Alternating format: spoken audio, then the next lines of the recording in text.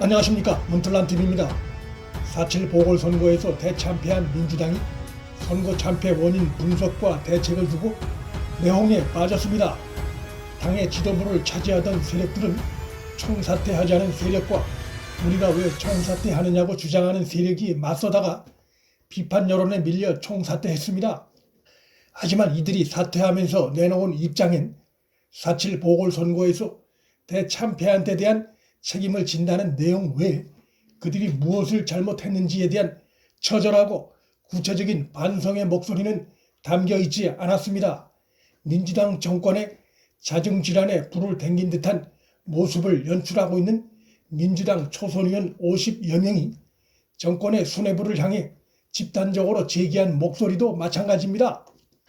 이들 초선 의원들에게서 나오는 내용들을 자세히 뜯어보면 일치되어 있지 않고 제각기 다른 말을 하고 있다는 것을 알 수 있습니다. 반성이라는 개념에서부터 통상적인 개념과는 거리가 먼 모습이 드러나고 있습니다. 이들의 목소리 가운데는 심지어 여당이 이번에 심판받은 주요 요인 중의 하나인 그들이 입만 열면 말하는 소위 부동산과 검찰 개혁을 좌고우면하지 않고 좀 더 강하게 밀어붙이지 않았던 것이 패인이라고 주장을 하는 목소리도 적지 않습니다.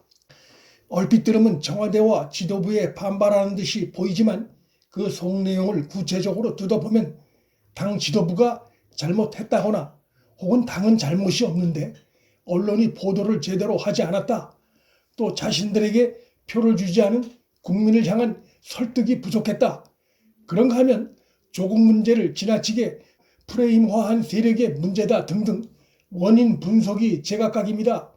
도대체 무엇을 반성한다는 것인지 혼란스러운 모습이 드러나고 있습니다.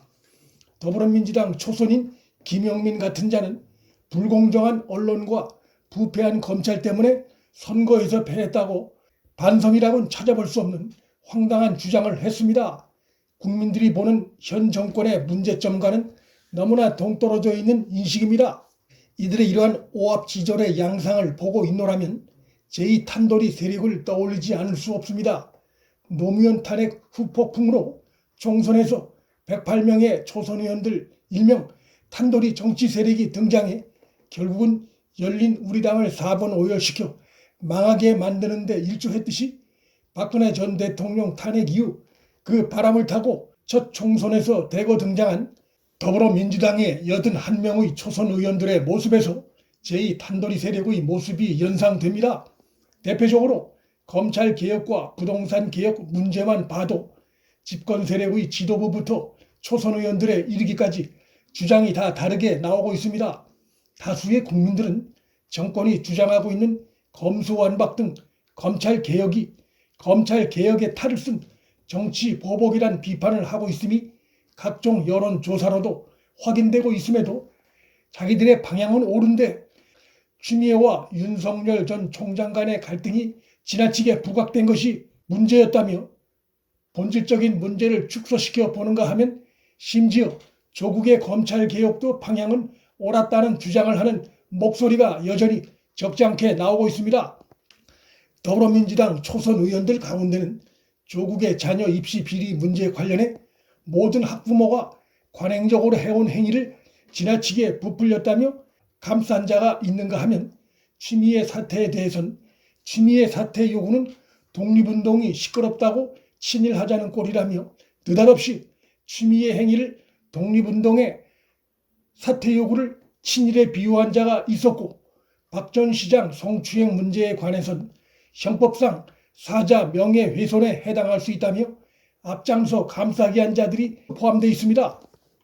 그러다 보니 4.7 보궐선거 대참패 후에 나오는 원인 분석도 제각기 다르게 나오고 있을 뿐만 아니라 민심의 심판과는 정반대 대책을 내놓는 목소리도 나오고 있습니다. 이런 모습은 물러난 지도부에게서도 똑같이 나타났습니다.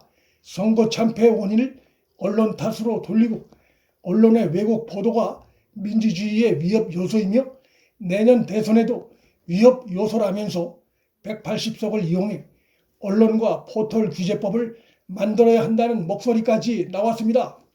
입으로는 민주주의를 얘기하는데 그들의 생각은 일당 독재와 오만으로 가득 차 있습니다. 반성이라고 하는 같은 단어를 쓰고 있지만 민심과 큰 차이가 드러나고 있고, 민주주의란 같은 단어를 쓰고 있지만 속 내용은 편가르기와 그들만의 정치적 이기주의가 곳곳에 묻어납니다. 언론의 문제점을 주장하며 언론을 손봐야 한다고 주장하는 그들은 교통방송의 김어준의 편파와 왜곡 방송에 대해선 입을 다물고 오히려 김어준을 지켜야 한다고 나서는 극도의 이중적인 저심도 드러납니다. 민주당 밖의 외곽 지지 세력을 살펴보면 더 혼란스럽고 문제가 심각합니다. 그들은 초선 의원들을 향해 누가 배지를 달게 해주었는지를 모르는 배신자라며 차기 총선 공천에서 전부 탈락시켜야 한다고 공공연히 위협을 가하고 있습니다. 그러자 조국 잘못이라고 말한 게 아닌데 왜곡됐다며 하루도 안 돼 입장을 바꾼 초선 의원도 나왔습니다. 교통방송의 김어준 같은 자는 조국과 추미애의 문제를 거론한 김혜영 전 최고위원을 겨냥해 선거에 가장 도움이 안 됐던 분들이 가장 도움이 안 될 말을 가장 먼저 나서서 한다고 비난하면서 그는 소신파가 아니라 공감대가 없어서 혼자가 된 것이라고 비하하기도 했습니다. 김어준의 말을 들어보면 자기 자신이야말로 선거에 도움이 안 된 인물 중 하나란 사실을 전혀 깨닫지 못하고 있다는 것이 잘 드러납니다. 민주당 정권에 답이 없다는 것이 지도부가 총사퇴한 이후 등장한 비대위나 차기 지도부에 도전한 자들의 면면을 보면 잘 드러납니다. 비대위원장에 지명된 도종환은 친문 사조직으로 불린 부엉이 모임의 시즌2 민주주의 4.0 연구원의 이사장을 맡은 친문 핵심입니다.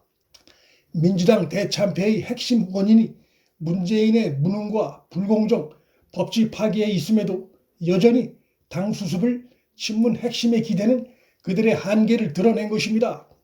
후임 지도부 경쟁에 나선 자들도 한결같이 친문 강성파들입니다.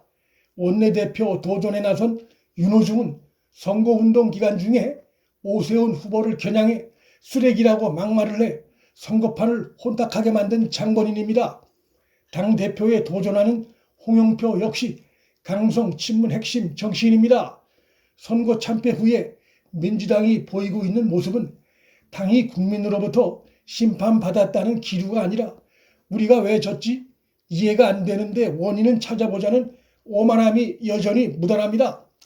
이런 기류에서 나오는 결론은 뻔합니다. 지금까지의 본질적인 문제점은 그대로 두고 포장지만 바꾸는 것이 될 공산이 큽니다.